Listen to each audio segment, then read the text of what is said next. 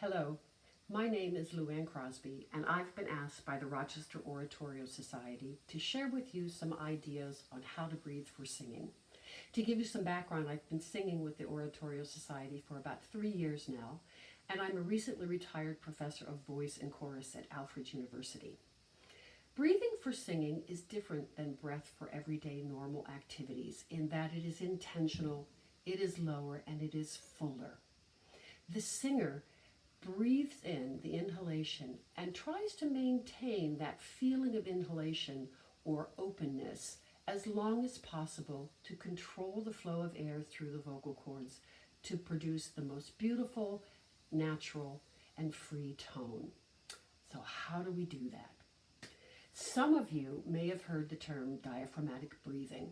This is not totally incorrect since the diaphragm is a very important muscle in the act of breathing, but it is basically involuntary. It moves on its own. We can't control it. What we can control are the muscles associated with breathing and with keeping the body open for as long as possible without locking. Those muscles are the intercostals, which are on the inside and the outside of the rib cage, the abdominal muscles, and also a little bit of the back. So let's talk about the diaphragm for just a minute. The diaphragm is a muscle that sits up under the rib cage. It's kind of dome-shaped, like a hat, sort of. As we breathe in, that diaphragm descends, flattening out somewhat. It doesn't descend very far, but it descends enough to push on the organs underneath, which is why, as we breathe, the stomach will go out naturally. Babies do it. Watch a baby breathe. Stomach goes in and out. Okay? The other thing that happens is, notice what happens to my wrists.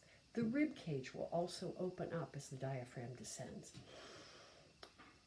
You will also feel the back open up as we are breathing in low and deep. What a singer is trying to do is to have that diaphragm go back to its resting position as slowly as possible so that the airflow through the vocal cords is steady, constant, and happens very, very slowly, depending upon the length of the phrase. All right, so let's take some quick exercises on how to do this, okay? Most people breathe really shallowly, so go ahead and take a shallow breath. Okay, my shoulders went up. I'm exaggerating. You saw the tension in my neck. You may have even heard the tension in my voice. Okay, that's what we don't want. So, move your hands to underneath your armpits, right across the bust area, and breathe to those hands. See that open up? All I'm thinking is, okay, I'm going to send my air to my hands. Great, that's a good start, but it's not low enough. Take your hands down, find your lowest rib. Okay, you should be able to find it in there somewhere. Okay, put your hands there, breathe to that. Okay, now you have a low breath. You can also feel this by taking the hands almost like you have them in a mitten. Put your thumbs on your lowest ribs and breathe in. You should see them expand.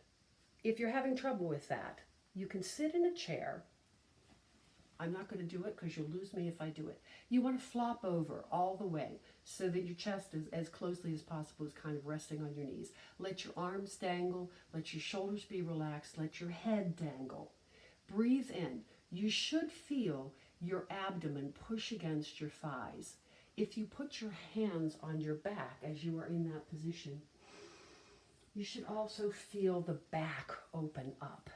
You can practice that for a couple of times, then come to a standing position and try to get that same opening down into the lowest part of your lungs.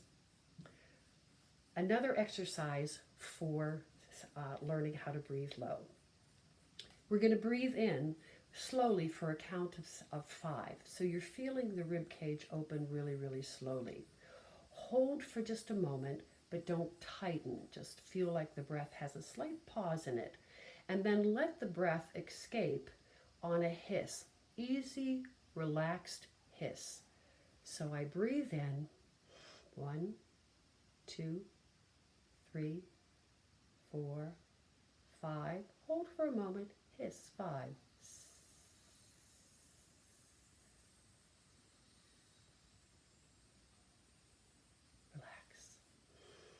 Relaxation is really important. A singer needs to not have tension in the neck, no tension in the shoulders. The muscles that are working are the muscles down here on the inside of the ribs, across the back, and their brain that is working really hard. There are other ones too, but we won't get into those. Okay, so another way to think of that exercise as you're hissing, because what we're trying to do is to keep that rib cage, keep that open feeling for as long as possible, but don't lock it. So if we imagine an action going in the opposite direction, that can sometimes help. So oftentimes I will tell students, breathe in slowly, hold for a minute, and then as you're hissing, you're going to pull the hands apart very, very slowly, almost as if there's elastic or something. You've got a rubber band that's providing some resistance. So you're not just going like that, okay? You're not just flopping them out, okay? So you would breathe in, and I'm going to add a tone to it now because we want to feel like that tone is coming from here. It's not. It's coming from here. But if we imagine that it's starting down here, it somehow connects to the breath a little bit better. So I breathe in, 1, 2, 3, 4, 5. Hold for a minute, hiss.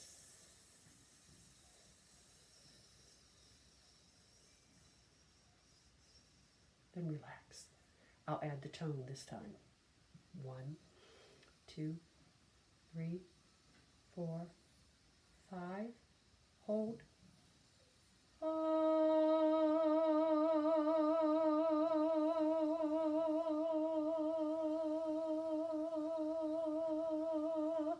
I held a little longer than 5, okay? As long as you stay pulling, that breath is still flowing through in a way that you can really feel.